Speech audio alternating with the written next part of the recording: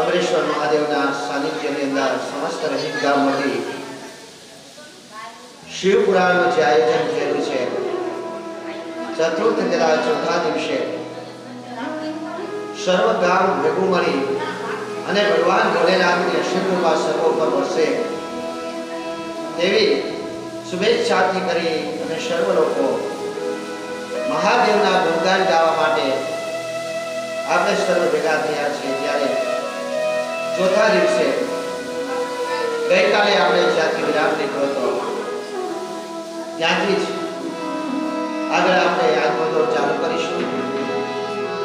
તે પહેલા મહાદેવના ચરણોમાં એક નમન સાથે મંગલાચરણ પૂર્ણ કરી અને સમસ્ત રહિત ગામના ગ્રામ દેવતા તરીકે પૂજાતા જમનાવર દાદાના ચરણોમાં નમન કરી श्री रामदेव जी महाराज चरणों में नमस्कार करें, श्री शीतला माता चरणों में नमस्कार करें, भगवती माँ राधा चरणों में नमस्कार करें, श्री रामचंद्र प्रभु चरणों में नमस्कार करें, हनुमान जी चरणों में नमस्कार करें અને જગત આખાને મહાજ્ઞાનનું દાન આપનાર એવા વિષ્ણુ સિદ્ધના અંશ એવા ભગવાન શ્રી વિદ્યાજીને નમસ્કાર કરી આજનો દોર આપણે ચાલુ કરીશું। તો પ્રથમ આપણે શિવજીના શ્રેયાર્થી જાશું, શિવજીના ચરણે જાશું એક ભજન સાથે। શિવજી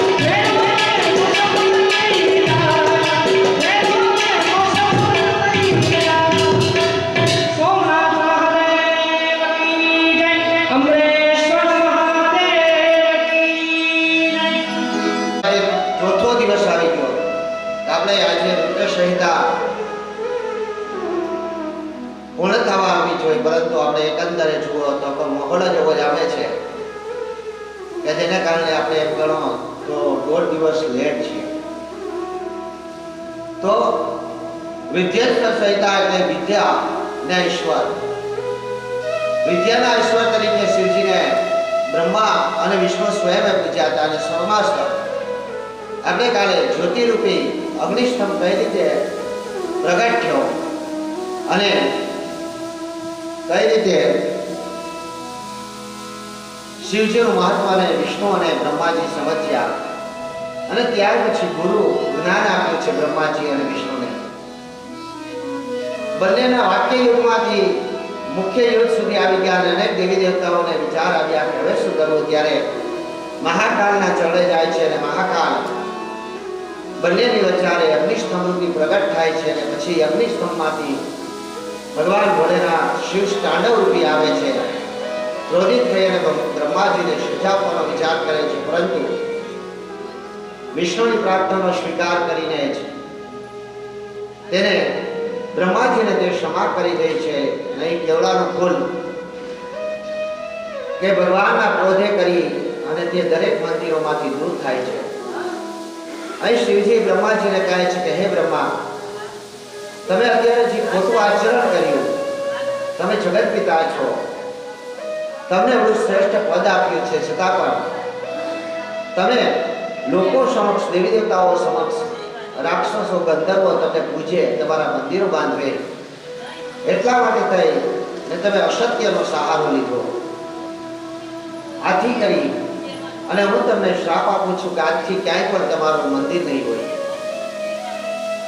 ત્યારથી જ બ્રહ્માજીનું ક્યાંય મંદિર નથી.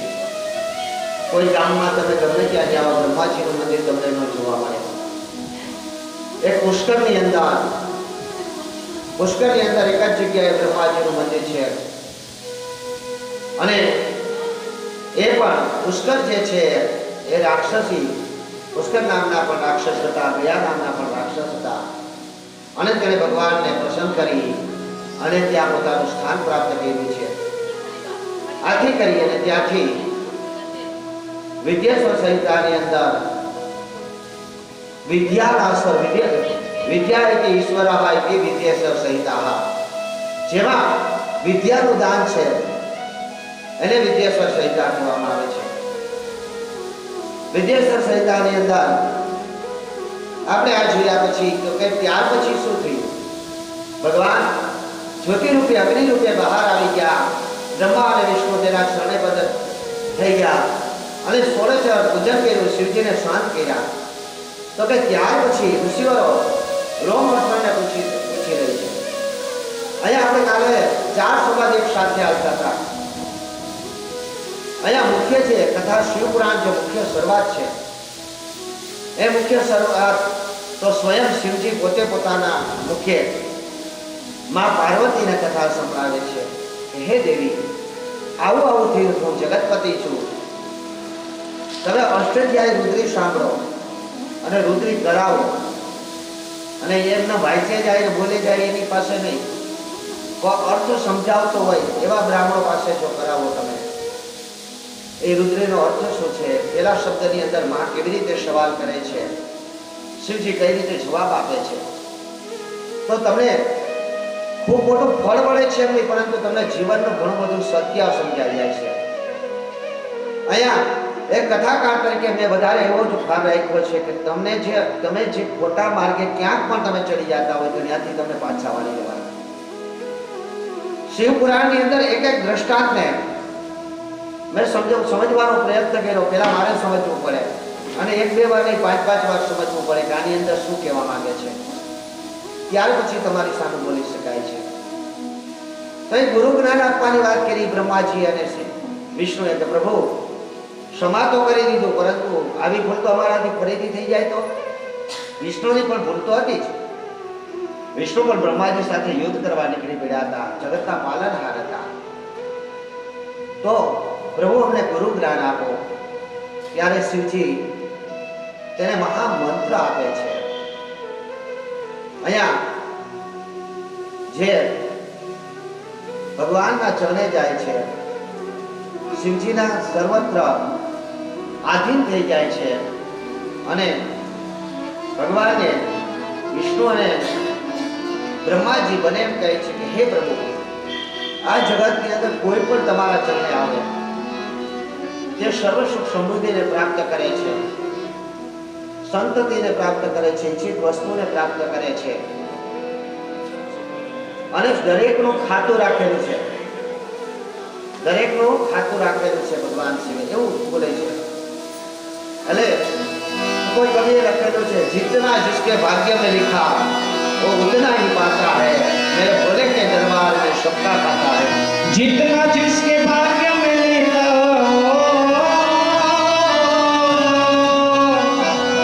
जितना जिसके भाग्य में लिखा उतना ही पाता है, मेरे भोले शिव लहरी, मेरे भोले के दरबार में सबका खाता है, शिव लहरी के दरबार में सबका खाता है. जितना जिसके भाग्य में लिखा शिव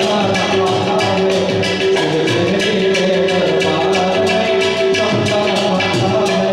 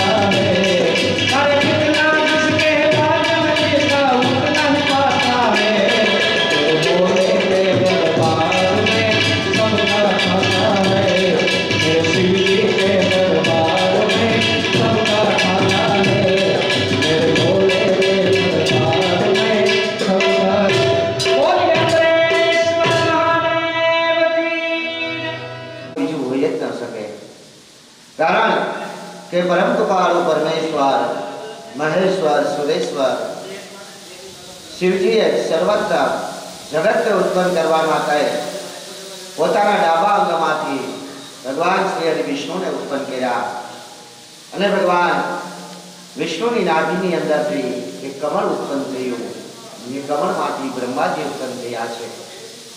શિવજી દરેકને પોથી રાખીને બેઠા છે. દરેકનો જે કાંઈ તમે કર્મ કરો છો તે ચાહે સારું કર્મ કરો કે ખરાબ કર્મ કરો, તમારા કર્મનો તમારે ફળ અવશ્ય ન ભોગી આપતી કોઈ ફળ તમારે ભોગવવું જ પડશે. આમ કહેતા રોમહર્ષણથી કહે છે કે ત્યાર પછી જ્યારે બ્રહ્મા અને વિષ્ણુ બંને નતમસ્તક થઈ ભગવાન શિવની ચરણે થઈ જાય છે ત્યારે ભગવાન શિવ તેમને ગુરુ મંત્ર આપે છે. ગુરુ મંત્ર દીક્ષા લીધા વગર અમુક મંત્રનો જાપ તમે ન કરી શકો. ઘણી વખત ઘણા લોકો ગમે તે જાપ કરી દેતા હોય. હમણાં ઘણા બધા અમને એવા સવાલ કરે, ગાયત્રી યજ્ઞ કરવો બોલ બાપા. ગાયત્રી યજ્ઞ એટલે શું? ગાયત્રી યજ્ઞ એટલે શું? ગાયત્રીને તમે ઉચ્ચારણ કરી શકો મુખેથી? એટલે તો ભાઈ ગાયત્રી જે મંત્ર છે દરેક ગાયત્રી મંત્ર છે. દાખલા તરીકે તમે શિવજીનો ગાયત્રી મંત્ર લેવા જાઓ તો પણ છે ઓમ તત્પુરુષાય વિદ્મહે મહાદેવાય ધીમહિ તન્નો રુદ્ર પ્રચોદયાત. એ શિવજીનો ગાયત્રી મંત્ર છે. ઓમ એકદંતાય વિદ્મહે વક્રતુંડાય ધીમહિ તન્નો ગણપતિ પ્રચોદયાત. એ ગણપતિનો ગાયત્રી મંત્ર છે. ગાયત્રીને તમે મુખેથી ઉચ્ચારણ ન કરી શકો.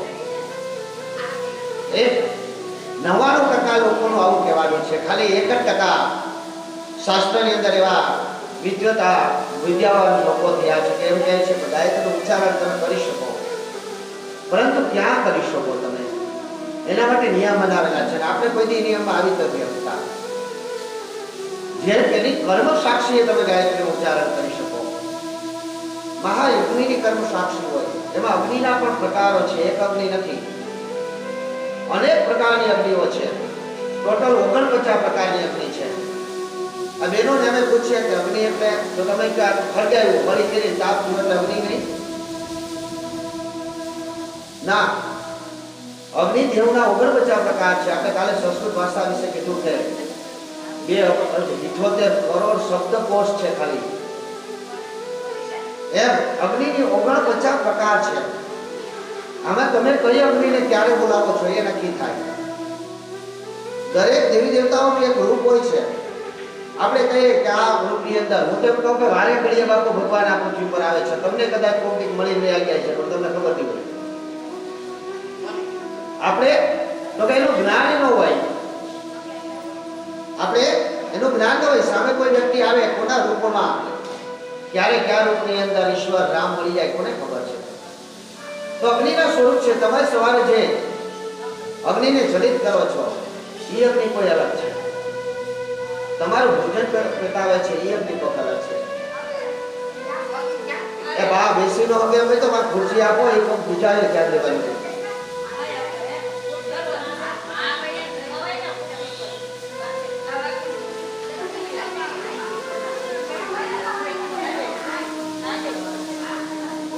નમઃ શિવાય. ઓમ નમઃ શિવાય. હર હર બોલે શિવાય.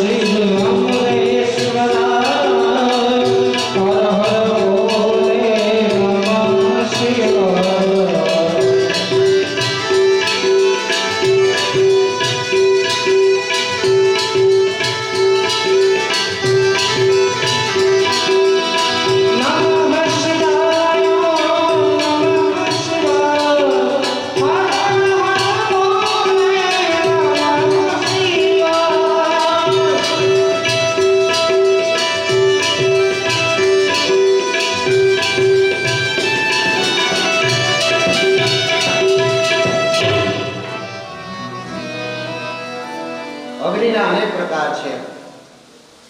તમે જે સવારે ઉઠીને રસોઈ કરો છો એના માટે જે અગ્નિને બોલાવો છો એ અગ્નિ બીજા છે. કોઈ તમારું જે ભોજન પકાવીને આપે છે, તમે ક્યારેક દ્રષ્ટિ કરજો, તમારા અગ્નિની અંદર દ્રષ્ટિ કરજો, ક્યારેક તમને અગ્નિ લાલ પ્રકારે દેખાતી હશે, ક્યારેક તમને અગ્નિ ગુલાબી પ્રકારે દેખાતી હશે, ક્યારેક તમને અગ્નિમાં પીળાશ દેખાતો હશે, ક્યારેક તમને મરૂન કલર દેખાતો હશે. તો ક્યારેય નોંધ લીધી ત્યાંની પાછળનું કારણ શું છે? તો ખરેખર તમારે ત્યાં તમારા વિચારો, અગ્નિની સ્પીડ કેટલી છે ખબર છે? 1 સેકન્ડમાં 100 કરોડ કામ કરી શકે. 1 સેકન્ડમાં તમે પોતે, તમને ખબર છે તમે કેટલા કામ કરી શકો 1 સેકન્ડમાં? તમે કોઈ વિચાર્યું નથી? તમે પપ્પા 1 સેકન્ડમાં તાબેરી પત્ર પડી ગયું એટલે 1 જ સેકન્ડ થઈ ને. 1 સેકન્ડમાં કેટલા કામ થાય? 1 જ થાય અમારાથી. ના, તમે પણ 10 થી 15 કામ કરી શકો 1 સેકન્ડમાં. મેં તમને હજી પહેલા દિવસે કીધું હતું, તમે કોઈ દી નોંધ જ ન લીધી હોય કે મેં શું કહ્યું, એટલે તમારા મગજની અંદર એ વાત ન આવે.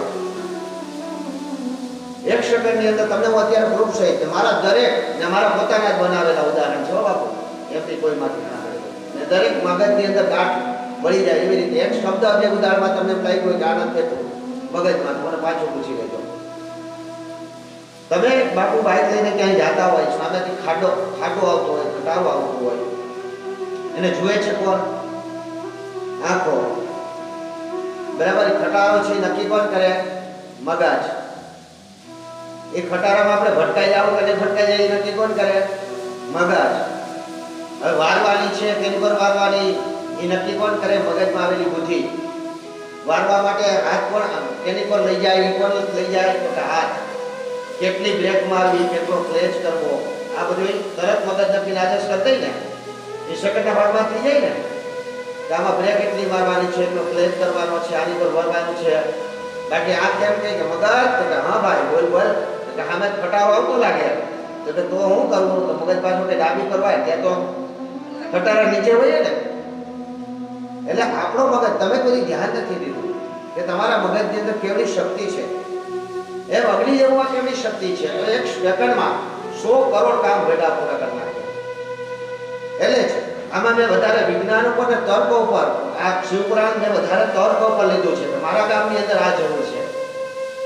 એમાં ખાસ કરીને બહેનોને આ વસ્તુ સમજાવવાની જરૂર છે કે એક વખત આ તબલા, આ બાપુ આ ગાગર વગાડે છે તો બાપા બીજી જગ્યાએ ભજે છે તો ગાયગર આપો બાપુને.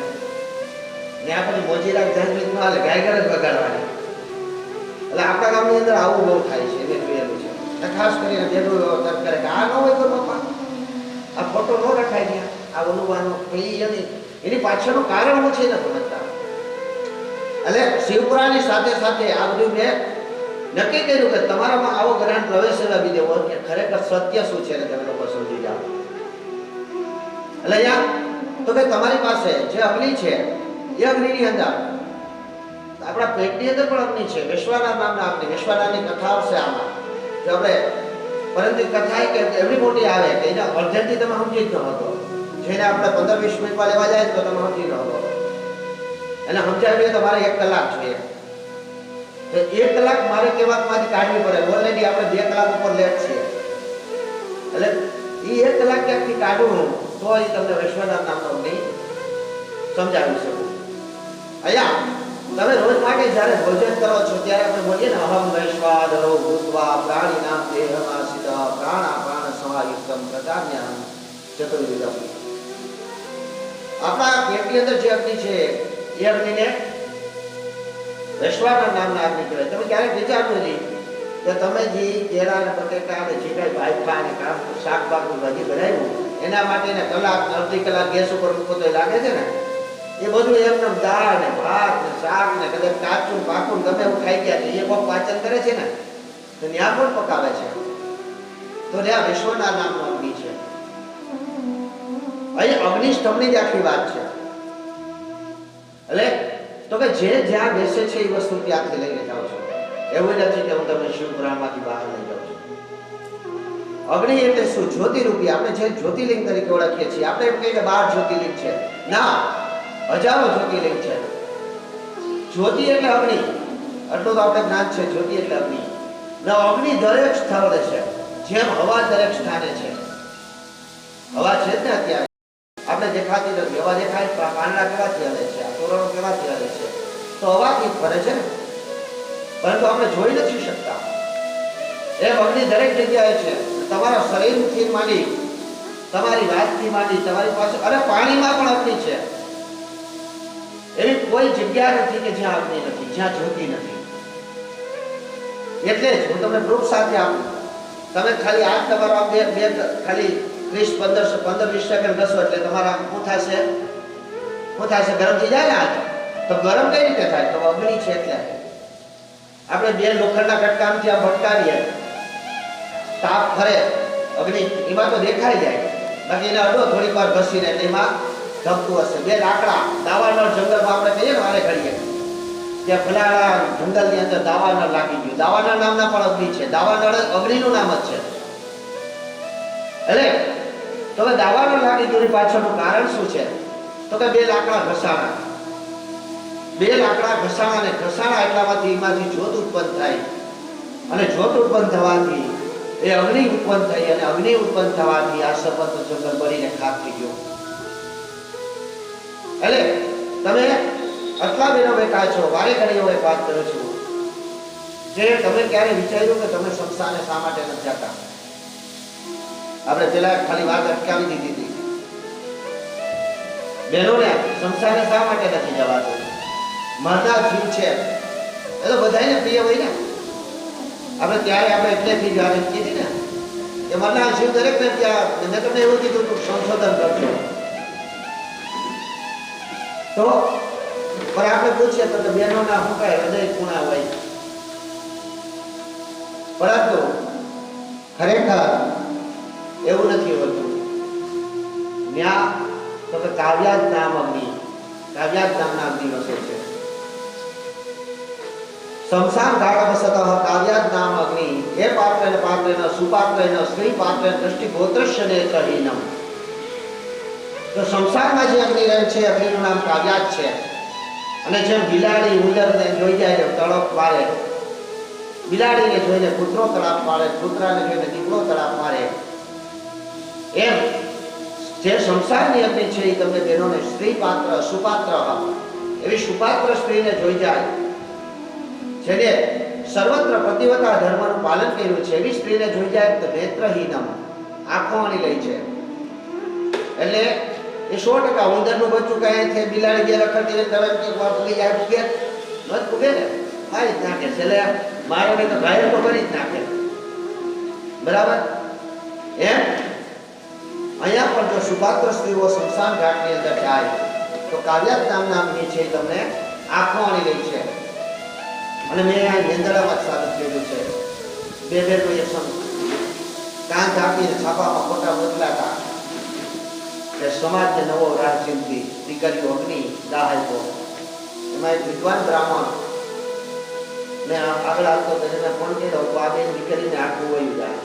અત્યારે તમે ત્યાં જઈ શકો, બે છોકરીઓની આંખો વહી ગઈ છે. અત્યારે એક રિક્ષાની પાછળ ભટકાઈ અને આંખમાં ખિલારી કરી ગઈ, એની બે આંખો પડી ગઈ. બીજી છોકરી 19 નંબર અત્યારે છે. તો આની પાછળનું કારણ શું હતું? તો કાવ્યાજ નામના અગ્નિ હતા. એટલે દૂધમાં તમારાથી ભૂલથી અત્યારે લીંબુનું ટીપું પડી ગયું છે, કલાક પછી 2 કલાક પછી કદાચ 3 કલાક પછી પણ ફાટી જવાની વાત ફાઇનલ છે. એમ તમારાથી કોઈ પણ પાપ થાય, કોઈ પણ પુણ્ય થાય, તેનો પડતો આજે નહીં તો કાલે, કાલે નહીં તો બ્રહ્મ દિવસ મળવાનો છે. અવશ્ય ભોગ યાદ નહીં, તમારે ભોગવવું જ પડે છે. કરે છે અહીં ગુરુ મંત્ર આપે છે બ્રહ્માજી અને વિષ્ણુને. ગુરુ મંત્ર એટલે અહીંયા આપણે વાત નહીં કરતા હતા કે ગમે તે મંત્ર ગમે ત્યારે બોલી શકો. તમે કીર્તનની અંદર કોઈ મંત્ર કેવો બોલી શકો, તમે ભજનની અંદર કેવો મંત્ર બોલી શકો, તમે કેવી પૂજા કઈ રીતે કરી શકો. આપણે કાલે સમજાયું કે તમે પુષ્પથી લઈને તમે શા માટે મંદિરે જવું જોઈએ, કેવી રીતે જવું જોઈએ. આનું તમને થોડું ઘણું જ્ઞાન થયું હશે કે હા ભાઈ હવે આપણે થોડુંક તો મગજમાં ઉતરું ને કે આપણે આમાં ક્યાંક ભૂલ કરીએ છીએ મંદિરે જવામાં, પૂજા પાઠ કરવામાં. ક્યાંક અધૂરી સામગ્રી રાખી દીધી હોય, આપણે 500 વીઘા 50 વીઘા વાવી દીધી, પણ એક જ વાર જ્યારે ઓલું પાણી પાવાનું હોય તેથી ન પાણી પાય એટલે ફેલ ને. તમે જે રસોઈ કરતા હોય એ રસોઈમાં કદાચ એક આજ વસ્તુ નાખતા ભૂલી જાઓ એટલે એ સ્વાદ નો આવે. એમાં મંદિરમાં પણ પૂજા પાઠ કરવા તમે જાઓ તો સ્વાદ નો આવે.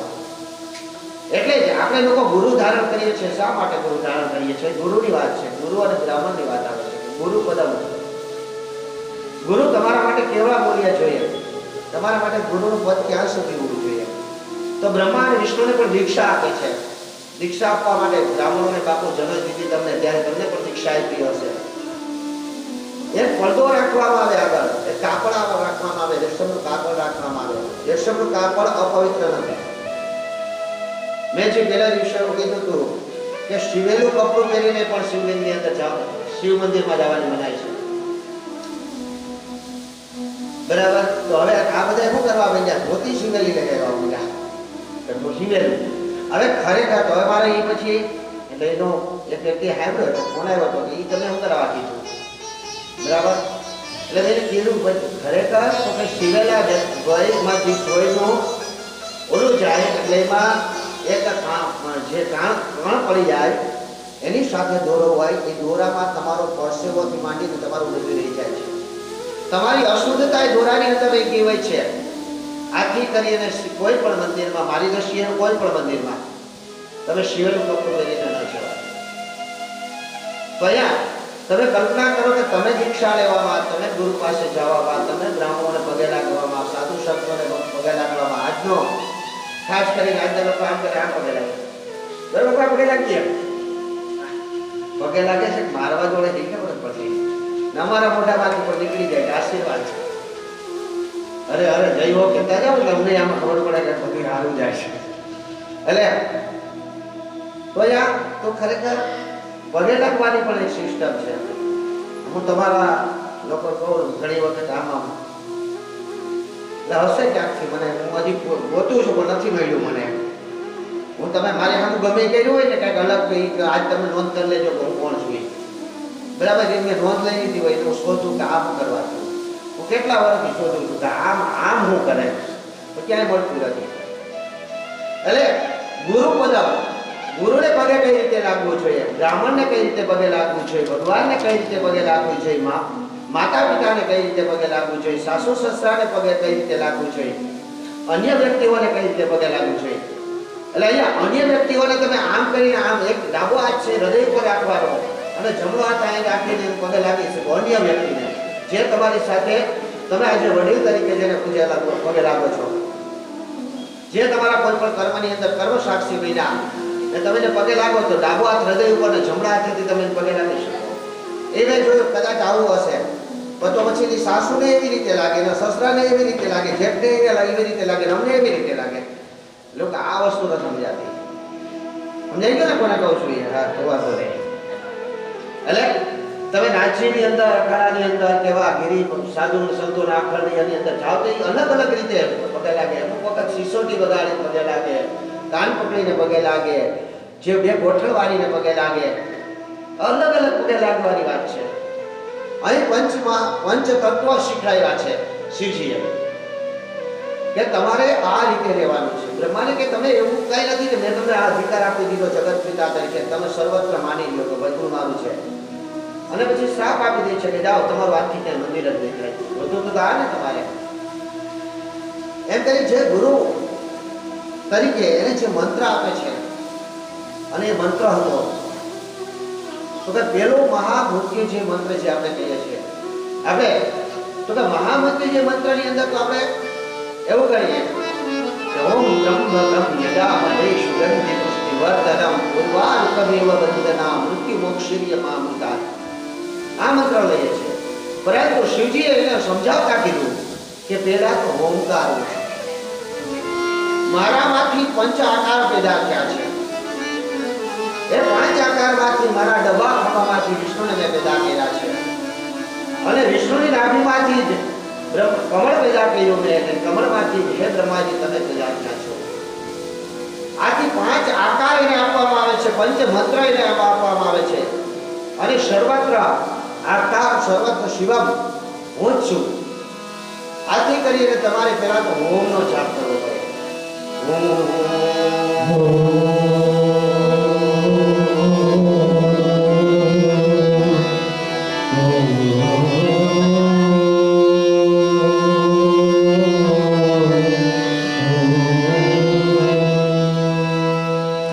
તમારે ઓમનો જાપ કરતા કરતા જેના તમે જાપ કરી રહ્યા છો, કોને નતમસ્તક થયા છો, એના નામથી નમઃ નમઃ નમઃ, અને છેલ્લે તો કે કોને નતમસ્તક થયા છે, તો કે શિવ શિવાય. શિવાય નો અર્થ શું થાય?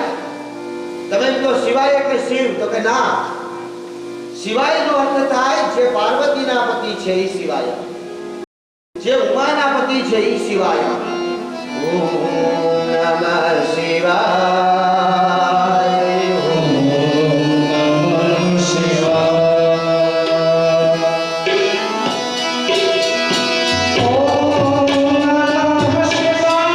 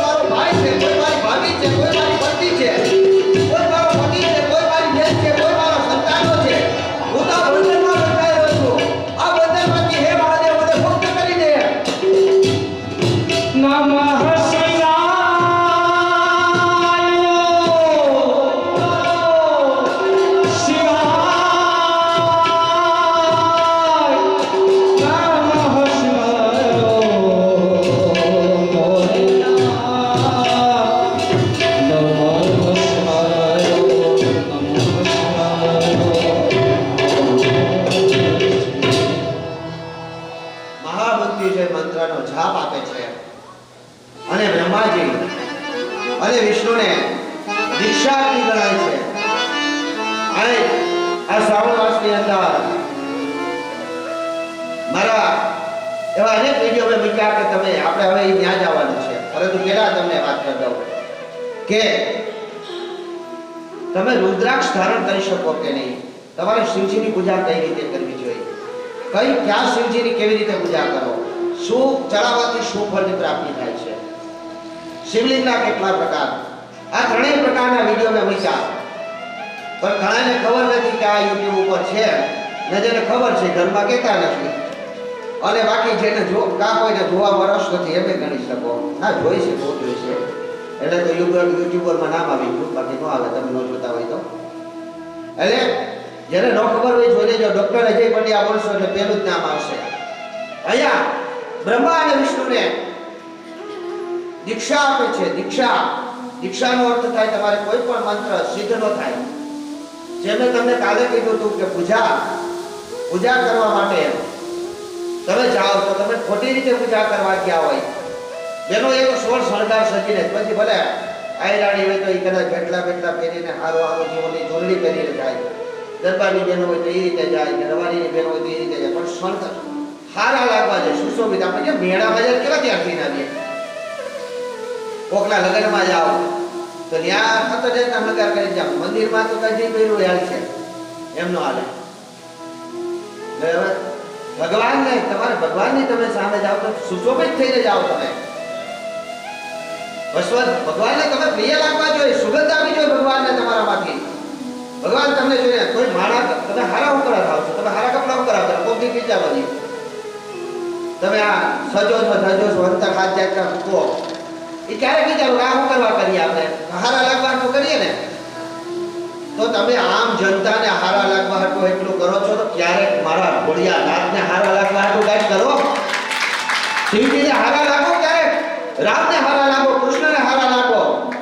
ત્યાં હું કાળાવાળા પગે ગમે એમ કરીને મંદિરમાં કરી જાઓ, આ કેટલું યોગ્ય છે તમે વિચારો. આ તો વડગાઓ આપણે કઈ જાય કે ભાઈ મંદિરમાં આમ ન જવાય, મંદિરમાં આમ ન જવાય. અત્યારે મેં તમને કીધું એમ કે ઘણી જગ્યાએ મંદિરમાં જોઈએ તો આ ખરેખર ક્યારેય પણ રાત્રે પહેરેલા કપડા, સ્વપ્નની અંદર નિદ્રા જોગમાયા છે, યોગમાયા પણ દેવી છે, કામ પણ દેવ છે, પતિ પત્નીનું મિલન એ પણ દેવની કૃપાથી જ થાય છે, સંતાનોની પ્રાપ્તિ પણ દેવની કૃપાથી જ થાય છે. આની અંદર ઘણા વક્તાઓ સ્પષ્ટ રીતે ન કહી શકતા હોય, પરંતુ એને શબ્દકોશમાંથી શબ્દ બોલતા ન આવડે એટલે ન કરતા હોય. બાકી સતત શિવની માયા છે, બધું સ્વયંભૂ માયા આવશે આપણે અત્યારે છે. તો એ ગુરુ જે તમને કહે એને જ ગુરુ જ્ઞાન કરવામાં આવે. તમારે કોઈને પણ ગુરુ ધારણ કરવું પડે. અને વાત એ કે તમે એમના કોઈ પણ મંત્રનો, અને હમણાં એક બેનનો ફેરસરાથી ફોન આવ્યો હતો, દાદા તમને પહેલી વખત શ્રાવણ મહિનો થયો ત્યારે તમે એક ઓલા વિડીયો મૂક્યું, તે વિડીયો જોઈને હું હવે ઓમ નમઃ શિવાયના જાપ કરવા માંડી, મારે કરાય કે નહીં? તો હવે તો શ્રાવણ મહિનો પૂરો થવા આવ્યો, બરાબર? એટલે હવે તો શ્રાવણ મહિનો પૂરો થવા આવ્યો અને તમે પછી 9 દી પછી કહો કે આપણે કથામાં તો આપણે પેલો હવે એપિસોડ સાંભળવો, તો મારે ક્યાંથી કહેવો તમને? એટલે હજી ઘરે બેઠા હોય ને કહેજો કે હવે છેલ્લા દિવસો જ છે, આ 9 દિવસ પૂરા થવા વારે નહીં લાગ્યા. પછી આપણે અશોક બાપુને કે બાપુ નહીં બનાવીએ કે ચાલો થોડીક વાર ઓમ નમઃ શિવાય બોલીએ. આ મોકો છે આ 3 કલાકનો જ. કોણા વક્તાથી શ્રોતાનો પેલો ધર્મ પણ આપણે બતાવ્યો. એમાં કેટલા જણા તો ખાલી 3 થી 4 જણા જ માને છે, બાકી કા માનતા નથી, કા સમજાતું નથી. શ્રોતા તરીકે આવવું છે, 5 બહેનોનો સંકલ્પ કરવાનો કીધો તો આજ કરીને જ જાજો. હું બેની ક્યાં સુધી વાંચી નહીં જાઉં. 5 બહેનો પોણા 3 વાગ્યાનો સંકલ્પ કરી જાજો. તો જે શ્રોતા છે શ્રવણ કરે, અને શ્રવણ હાંભળ્યું કહેવાય, બીજું છે ને હાંભળ્યું કહેવાય. અત્યારે તમે શું કરો છો ખબર છે? શ્રવણ કરો છો. આ વાતને તમારે મનન કરવાની છે, ઉતારી લેવાની છે. આપણે પહેલા કા વિજયથી કીધું હતું કે શ્રવણ કરવું, મનન કરવું, તપન કરવું, જતન કરવું, અનન કરવું, રતન કરવું, આ બધાયમાં ફરક છે ને બધું શિવપુરાણની અંદર આપેલું છે. શ્રવણ એટલે શું, મનન એટલે શું, કથન એટલે શું, તપન એટલે શું? કયા તમે શ્રવણ કરીને તો જાઓ છો, પણ ઘેર જઈને કદાચ ઘરવાળા પૂછે શું હતું, મજા આવી નથી? હા મજા આવી હતી, પણ પાછા બરાબર. પાછી ન્યાયને આમાં બે જણા તો અફસોસ કરે કે હું પણ કોઈ કીધી છે 8,500 મને એક વસ્તુ નથી સમજાણી.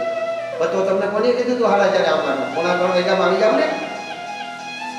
એટલે કાલે જ્યાં મેં પહેલાથી કીધું જ્યાં એવું વિચારતા નથી, જ્યાં જ ચાહે આપણે તમને નહીં જાવે. જો એકાદું આ જે કથન જે શરૂઆત આપણે કરીએ, કથા જ્યાંથી શરૂઆત કરીએ એ કથાની જો તમને ખબર હોય, આટલો શબ્દ ખબર હોય, પછી એ મગજમાં વિચારી રાખો નારદે આવું કરવા કહ્યું.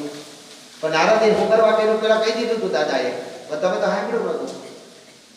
એટલે નારદે આવું કર્યું એ તમારે સાંભળવું હોય તો અવશ્ય કોળાકળ વાગે પહોંચી જાજો. આપણી પાસે આજે 4 દિવસ થઈ ગયા ને, એટલે 5 દિવસ જ છે. હવે એ મગજની અંદર લઈ લીધો. ગુરુ મંત્ર, શિવજી જે ગુરુ મંત્ર આપે છે એ ગુરુ મંત્રનો બ્રહ્માજી અને વિષ્ણુ બંને સ્વીકાર કરે છે. અને જે આપણે કીધું અત્યારે આપણે ધૂની અંદર લીધું એનો અર્થ કાંઈ તો બ્રહ્મા અને વિષ્ણુ બોલ્યા છે. આજે મેં અર્થ બોલ્યો એમ કે એને કોણ છે? હે મહાદેવ તમે કોણ છો? વિષ્ણુ ભગવાન સ્વયં બોલે છે. અને તમારો આ મંત્ર જપવાથી અમને શું ફળ પડશે એ વિષ્ણુ સ્વયં બોલે છે. તમે ક્યારેક મેં તમને કીધું કે ઉર્જા કઈ રીતે તમારા ઉત્પન્ન થાય તમારા મગજની અંદર, પણ તમને આવડતાય છે. અમે ઘણી જણોને આવડતાય છે. મને આવડે મહામૃત્યુ જે મંત્ર, એનો અર્થ શા માટે બોલો છો? તો કે એને સમજવાનો પ્રયત્ન નથી કરતા. આપણે પુકારવા બોલીએ છીએ. એક તમારામાં સેલ્સ ઉત્પન્ન થાય, તમારામાં નવી ઉર્જા ઉત્પન્ન થાય. એ ઉર્જાને ઉત્પન્ન કરવા માટે મહામંત્રી જે મંત્રના જાપ પર મરનાર વ્યક્તિની ઉપર કરે ને તો મરી જાય તો ભલે મરી જાય. મરવાનો હોય તો જીવ એને કઈ બચાવી શકવાના? તો ધીરુભાઈ અંબાણી ન બચાવી લીધા હોત આપણે? નહીં ને. તો જે શુક્રાચાર્ય મહામંત્ર જે મૃત્યુ જઈ મંત્ર ઉપર ધ્યેય પ્રાપ્ત કરી અને એક જીવતા કરી દેતા હતા. આમાં કથાઓ છે કે જ્યારે યુદ્ધ થાય છે તે યુદ્ધની અંદર દેવો અને દાનવોની વચ્ચે બેયની પાસે એવા મળી જાય, બેયને ગુરુ એવા મળે. દેવો પાસે તો કે બૃહસ્પતિ હતા અને દાનવો પાસે તો કે શુક્રાચાર્ય હતા. શુક્રાચાર્ય કહે છે દાનવોને કે જાઓ તમે યુદ્ધ કરો, તમે કોઈ મળશો હણાશો તો હું તમને પાછો જીવિત કરી દઈશ. દાનવો અને દેવતાઓની વચ્ચે જ્યારે યુદ્ધ થાય ને સાંજે નક્કી થાય કે 50 જણા વયા ગયા. એટલે શુક્રાચાર્યના 50 જણા પર મહામંત્રી છે ઓમ મૃત્યુજી મહાદેવ રાયમામ ધનાગતમ જન્મોક્તિ ધરાવ્યા કરી કરી છાટે એટલે એ બધા જીવતા. તો આ બાજુ બૃહસ્પતિ દેવોના ગુરુ છે હતા. એ દેવોના ગુરુએ પણ આવું મૃત્યુ સંજીવની મંત્ર એને સિદ્ધ કરી દીધો હતો. એટલે આને મૃત્યુ સંજીવની મંત્ર સિદ્ધ કરીને એની પર એ મૃત્યુ સંજીવની મંત્ર છાટેલી જીવતા. બે માંથી એક સવાર ઉઠી યુદ્ધ કરવાનો, હાઈ જતા નહીં, બીજે દી સવારે જોઈએ તો એ નહીં. આ ભીખાને કાલ દાબી દીધો હતો ને, બીજે દી તો આવ્યો હામો ગાયો ક્યાંથી? તો બોલે શુક્રાચાર્ય આવી ગયા હતા. સમજાય ને વાત? તો કઈ બરબર નથી જતી ને. હા, એટલે તો કઈ કોઈ મળતું નતું. ત્યારે અંતેથી શિવજીના ચરણે જાય છે. એમ તમારામાં જો સેલ્સ પેદા કરવા હોય, તમારામાં નવી ઉર્જા પેદા કરવી હોય તો તમારે શિવના ચરણે જવું પડે. સ્વયં વિષ્ણુ એમ કહે છે કે પ્રભુ તમે કોણ છો એની આખું વર્ણન કરવા